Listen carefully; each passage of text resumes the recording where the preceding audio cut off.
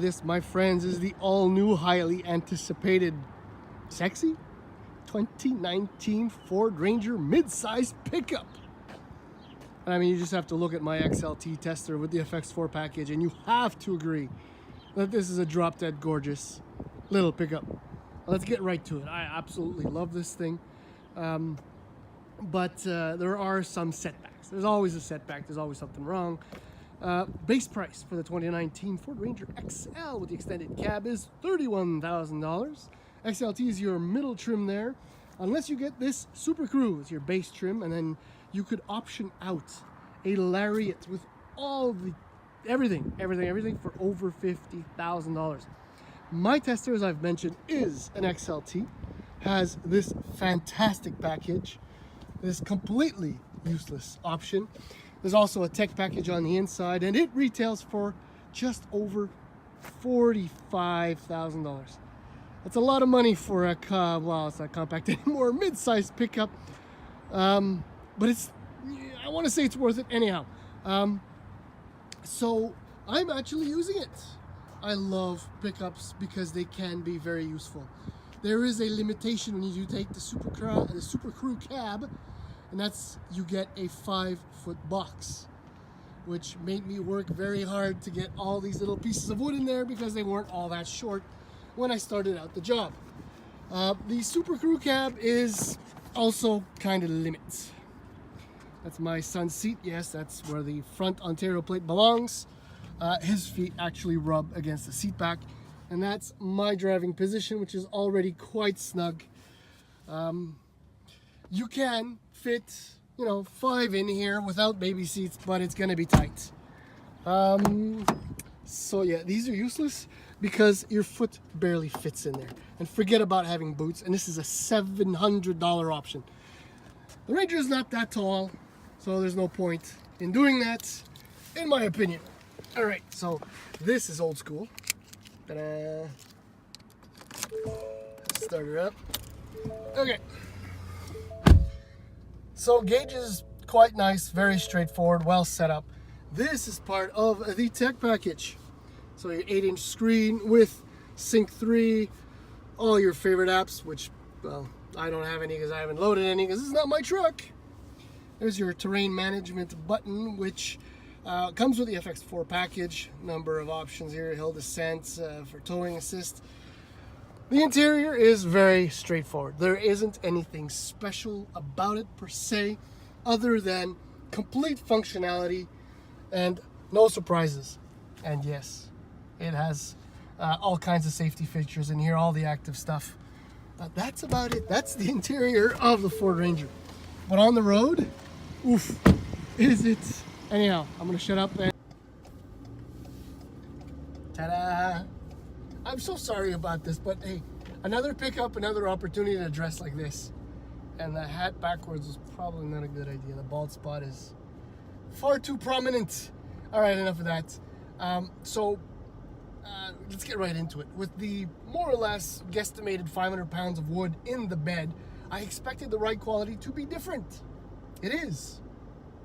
It's actually better. It's crazy. These trucks are, I mean, even with the leaf springs, unladen, the truck does an amazing job of handling all the nastiness on the road. There's a level of refinement that was unexpected, I swear to you.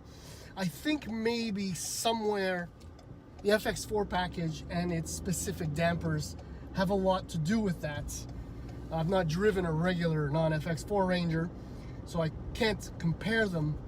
But with the extra 500 pounds, the leaves are just a little bit squat, just a little bit squat, and it kind of just levels everything out.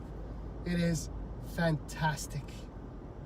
By the way, if you're curious, it will haul up to 1,650 pounds, so this is nothing. The limitation, in fact, is the size of the box. 5 foot, 5 feet.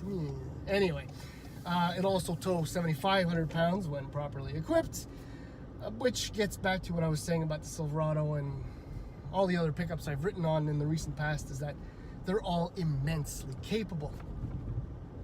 And speaking of capabilities, excuse me, yeah, I have to mention the 2.3 twin scroll turbocharged EcoBoost 4-cylinder engine. Wow, in this application it works masterfully well. It's incredible. 270 horsepower at 5,500 RPM, so yeah, you can keep your foot in it if you want to. And 310 pound-feet of torque at 3,000 RPM.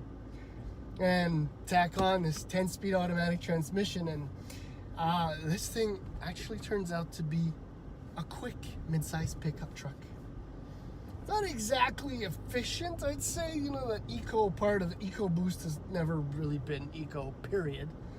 I'm averaging well over 12. Maybe that's me. And I've only been hauling for like 15 minutes, so it has no impact whatsoever at the moment. But to drive this thing it's fantastic. I mean, it's at least as good as the GM Twins, which are really, really good.